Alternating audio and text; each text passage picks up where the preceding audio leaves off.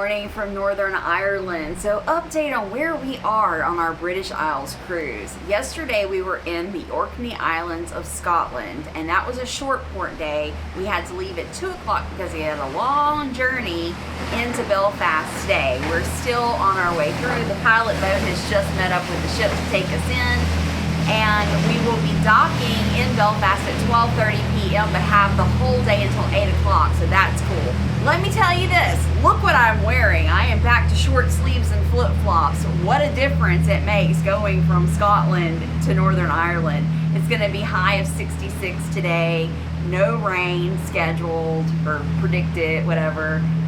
It's a pretty day. I'm enjoying this weather now. It's so funny because we bought all this rain gear and warm clothes, and now it's warming up, and we don't need the rain gear anymore. So the captain just came on and made an announcement that they're changing one of our ports. It was just announced today that there are strikes going on in France countrywide, so we cannot make it into Le Havre on Friday. So instead we're going to Cork, Ireland, which I'm actually really happy about. I didn't see where a stop in France made sense on a British Isles cruise, so getting another stop in Ireland is really good. Me and Jason are both happy about that. Okay, I gotta show y'all the rogue redfish. As you know, or you may not know, that in the hallways on each deck, the fish swim forward to let you know where forward and aft is. And we've never noticed that there's a rogue redfish. Elisa actually noticed it. There's this, ever so often, there's this little red fish going the wrong way. I gotta show y'all that. We've never noticed it. I don't know if it's a thing or not, but let's go look. Here's another one right here. But it's, you know, every couple of feet there's one. There's one on the left and the one on the right every couple of feet. Most people will never notice that. There's always one, right? Anyway, I thought that was cool. Have you ever noticed that? If you've noticed it, leave a comment. If you've never noticed it, also leave a comment. We're curious if we're just seeing it for the first time and it's always been there.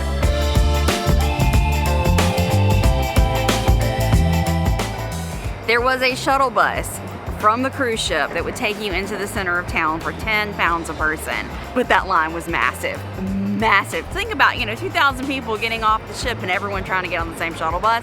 So it was terrible. It was bad. So we saw a row of taxis. Jason walks over there, asks the guy how much. Same price for a taxi as the shuttle bus. So private transport. Definitely. Quicker, go that route. Talking to the driver, said, what should we do here? He said, definitely go see Titanic Belfast. I said, can you take us there? He said, absolutely. It was only 10 pounds from the cruise port here, and now we are at the Titanic Museum. This is where Titanic was built. So obviously we're, cruisers interested in the history of cruising, and that's the most famous cruise ship, so let's go check it out. Our cab driver cracked me up, man. Apparently they cuss a lot over here in Ireland. He was a lovely guy and just had a lot of great information, but man, what a character. He was throwing out F-bombs every other word. I mean, it was like telling us stories about all the people that he's dealt with. He's like, f this, f that, fucking hell. Cracked me up.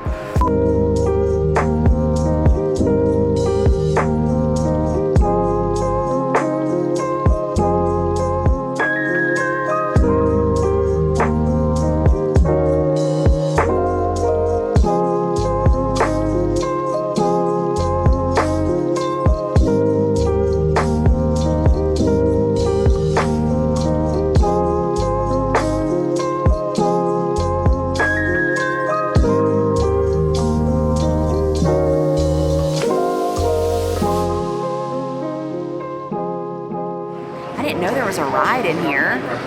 Yeah, there's a ride. It's called a shipyard ride. I'm curious.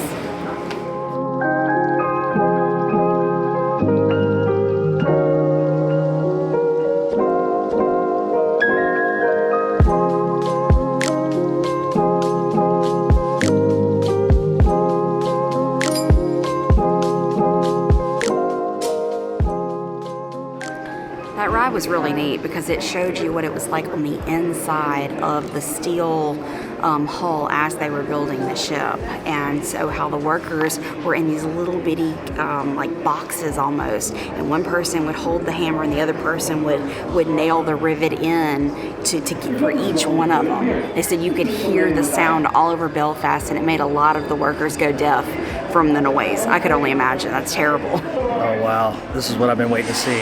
This right here, at this angle, this is exactly where it would have launched from. Right here in Belfast. So the ship build was completed on May 31st, 1911, and it was launched into the water. Then it took an additional 11 months for the fit out to be finished. So that's all the furnishings and fittings and things like that before it took its maiden voyage. That date, 1911. 911. A little scary. They're kind of hard to pick up on camera because they're behind glass, but we have replicas of what a first class cabin looks like, a second class cabin, and a third class cabin. These are all passenger cabins. There was also 945 crew, and that's including the officers, the cooks, the cleaners, the engine people, everything like that on board as well. They just didn't have these kind of cabins. So Titanic left Belfast on April 2nd, 1912. Went through the English Channel to Southampton, picked up passengers in Southampton, and left there on April 10th. Made a stop in France, a stop in Queenstown, which is now Cork, Ireland, and then headed out to sea.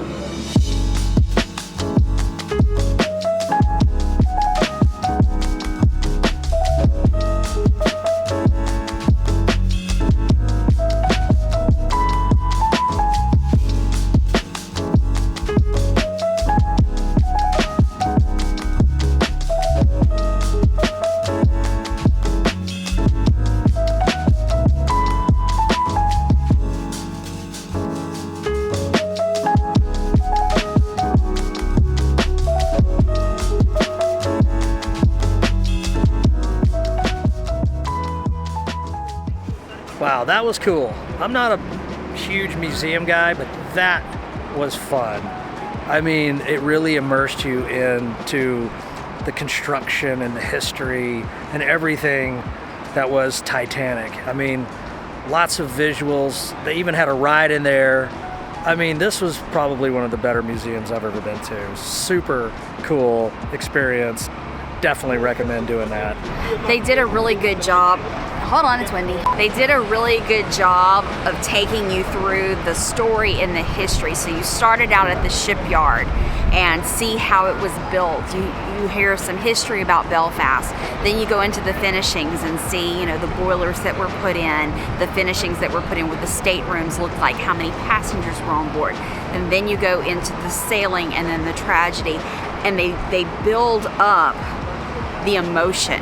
And at the end, it's extremely emotional, and anyone who cruises will really appreciate this. Because Titanic happened, we are safer on cruise ships today.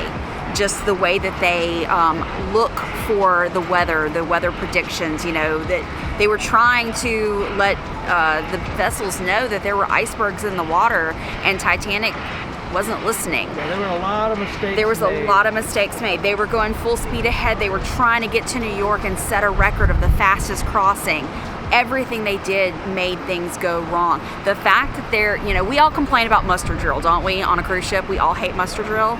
If they would have had a muster drill on Titanic, they would have known where the ships or where the lifeboats were, how to load them, and more people would have survived. So you have a different appreciation for that now. Absolutely great experience. I'm so glad we did this. Right outside the Titanic Museum is the SS Nomadic. This is the last surviving vessel built by the White Star Line, and it is part of your ticket, so we're gonna just walk through and see what it looks like.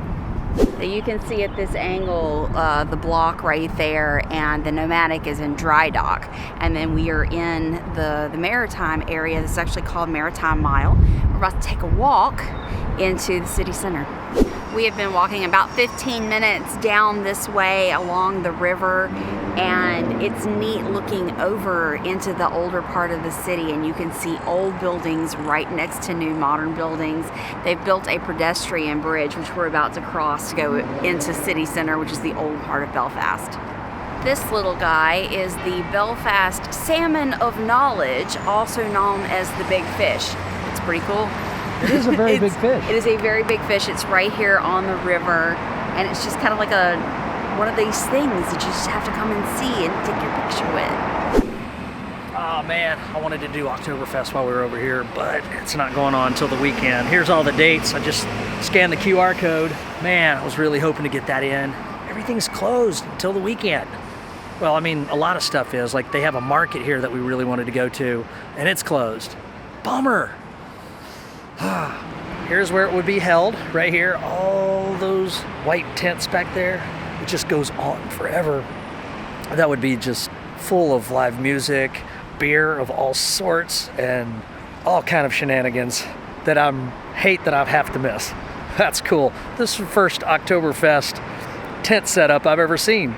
So we're just walking along and we saw this building. It's called McHugh's. It's a pub, and they claim it's the oldest building in Belfast from 1711. Okay, this thing is pretty old. So of course we had to stop off and get us a pint. I've got a Belfast lager, and Lisa got a Magners, which is a cider. It's all local. And this building is really cool. Super neat. Very old. And you just keep looking around at the architecture, how beautiful and solid it is, how grander everything was back then. God, 1711. This is when this was built. They claim. It's an old pub. Very old pub. Cheers.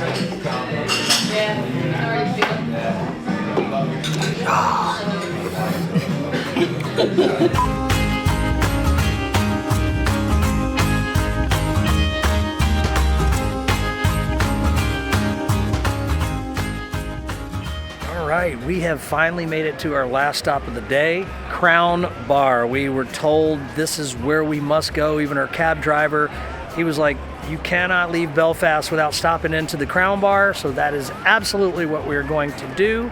We've had a wonderful day here in Belfast, and this is the proper way to end a proper day. All right, well, I got my Guinness from the Crown Bar in Belfast, Northern Ireland.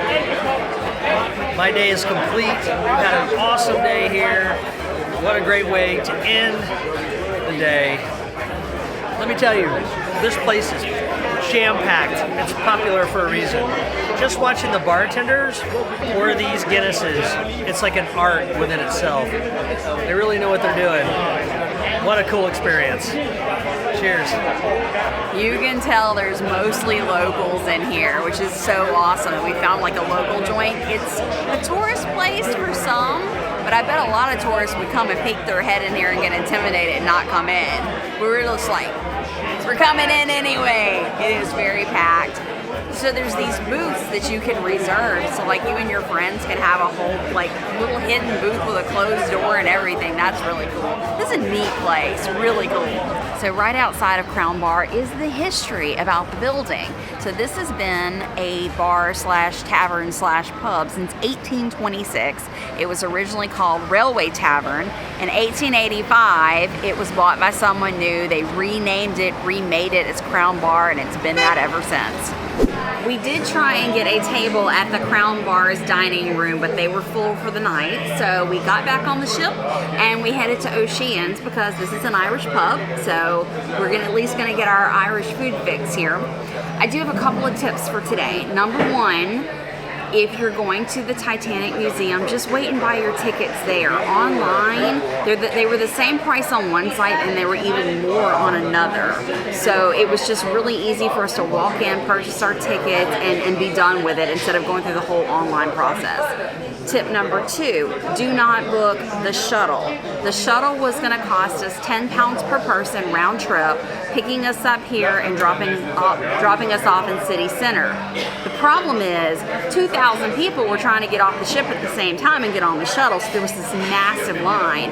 We took a taxi instead. The taxi from the cruise port to Titanic Belfast was £10, and then the taxi back from City Center to here was £15. So we only paid £5 more total for transportation, and it was private, and we didn't have a whole bunch of people, no lines, way better deal. Of course, when I come to O'Shea's, I always get the wings. They're pretty good here. Like, they're solid. It tastes good. The buffalo, I usually always get the buffalo. And I get extra buffalo sauce, dip it. You get your ranch. You get one piece of celery. So you get a half dozen with each order. I always order 2 orders so I can get a full dozen. And man, this is the spot. This is the spot. And of course, we had to come to O'Shea's because we're in Northern Ireland today, and this is an Irish pub. It's a no-brainer. Makes perfect sense. Makes perfect sense. And I had to get the fish and chips because we were looking at the menu at the Crown Bar, and I had already picked out what I was going to order, and I was going to order their fish and chips, and we couldn't get a table. So fish and chips here, I've already had them once on the ship, and it's very good. It's, you know, it's not going to be like what you're going to get in actual Northern Ireland or Ireland, but solid fish and chips.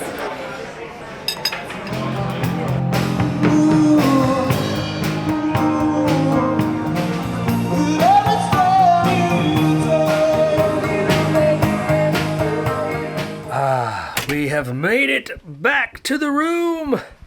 What an awesome day we had in Belfast. Amazing day we had here in Northern Ireland. This has been one of the most amazing cruises we've had so long. We've had a great day running around, seeing all the cool stuff that we saw. I would definitely love coming back here and doing it again. I recommend it. Come do Ireland because it is awesome. People are fantastic. The beer is good. We had a great day today. Anyway, we hope that you had fun with us. If you like this video, make sure to hit that subscribe button, hit that like button. It really, really helps us out tremendously. And we thank you. We will see you tomorrow.